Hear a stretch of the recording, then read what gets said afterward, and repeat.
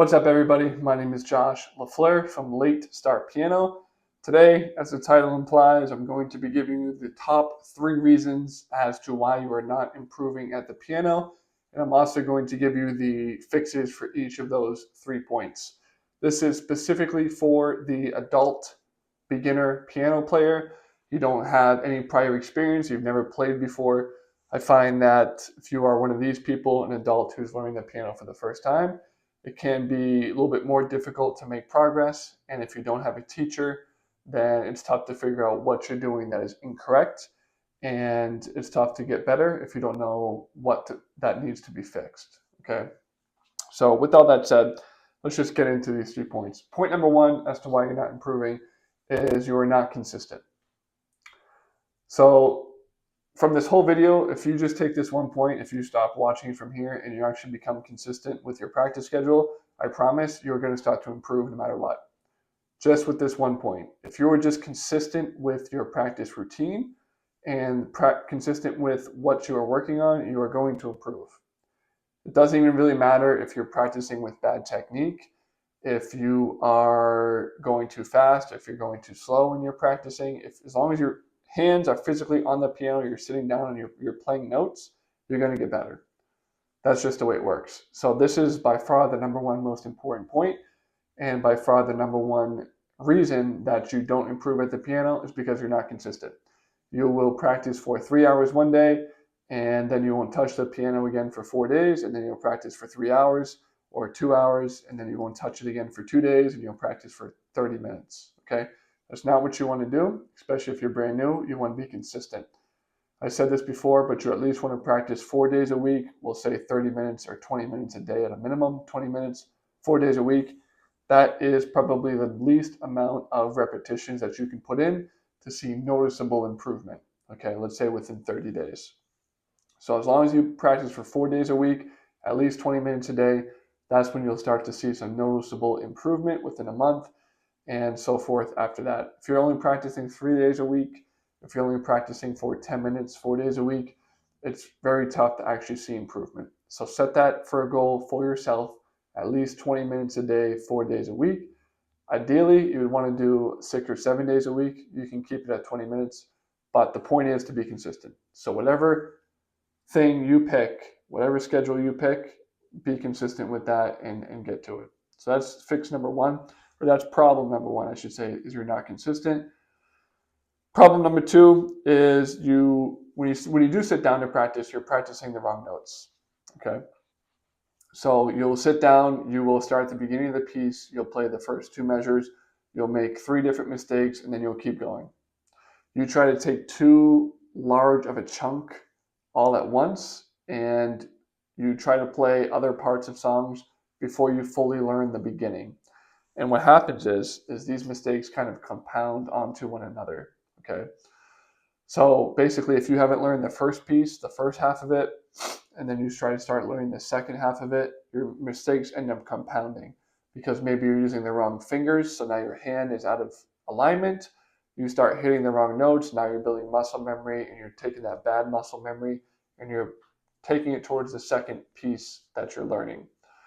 So when you play the wrong notes or you go too fast, this is also going to greatly impact your progress, because if you're practicing the wrong thing, even if you're practicing, it's not going to sound the way you want. It's not going to come out the way you want to. So that is reason number 2, is because you take too large chunks, you play the wrong notes, and you're just trying to play it too fast and trying to take too much all at once. That's point number 2. Reason number 3 is you will play songs that are just too difficult for you now.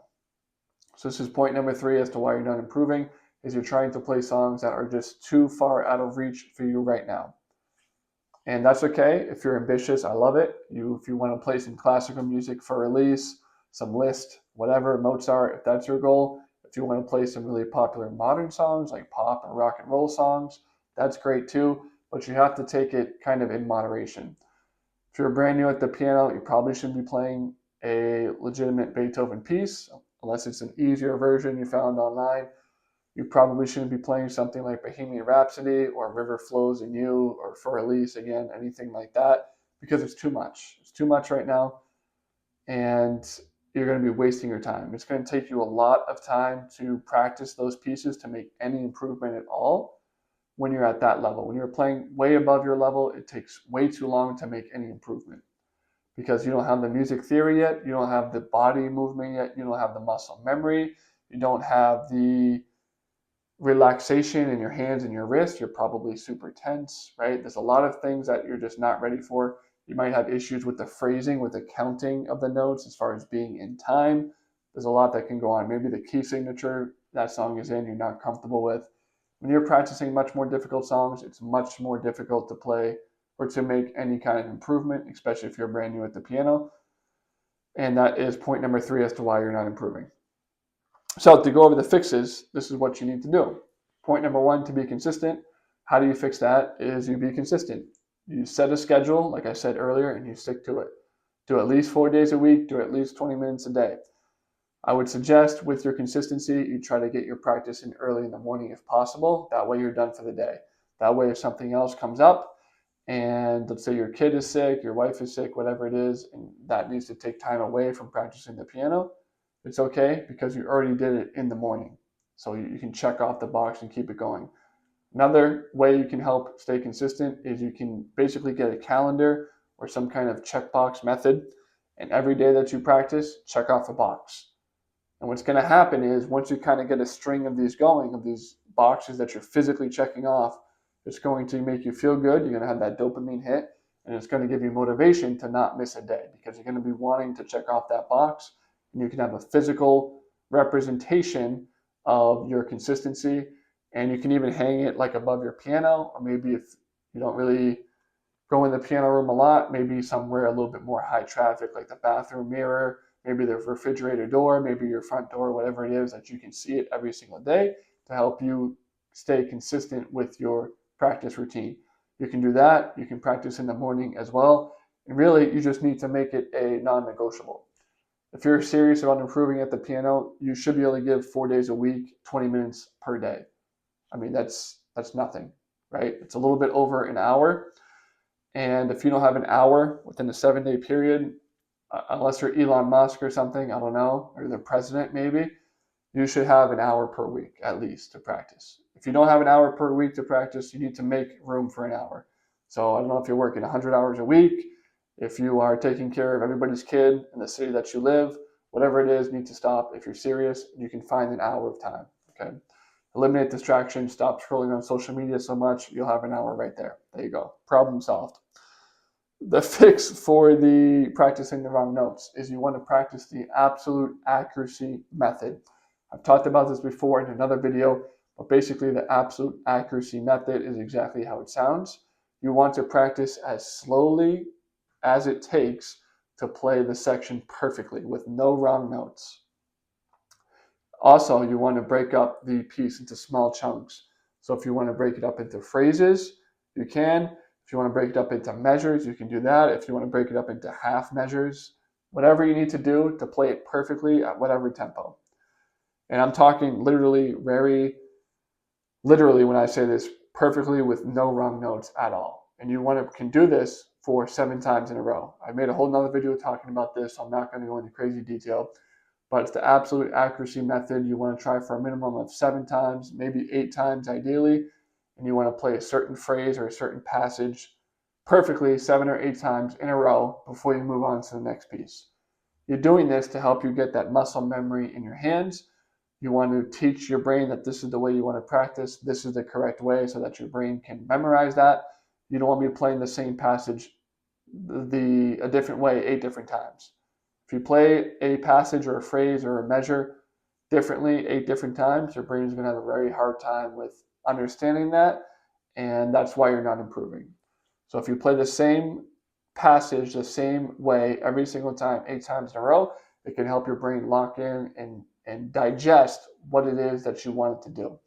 So that's another fix for the point number 2 of playing the wrong notes and taking too big of a chunks all at once.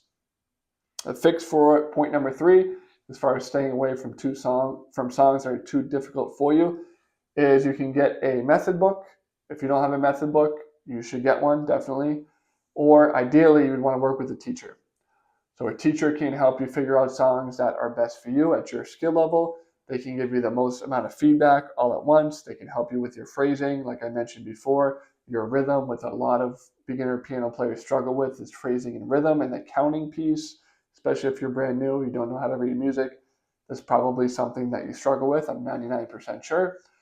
If you don't have a teacher or you can't afford one, the next best thing is to work out of a method book.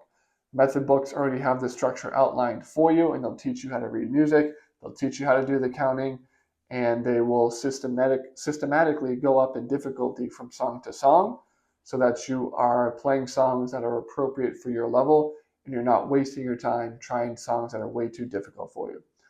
So with that said, I am offering lessons right now via Zoom.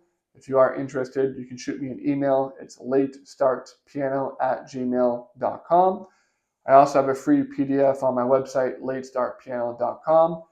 On this website, I'm giving out my free guide, 34 keys, 34 essential tips for the piano for brand new adult beginner piano players. This guide is going to help you play songs a lot faster. It's going to help you play songs smoother. You're not going to be fighting yourself.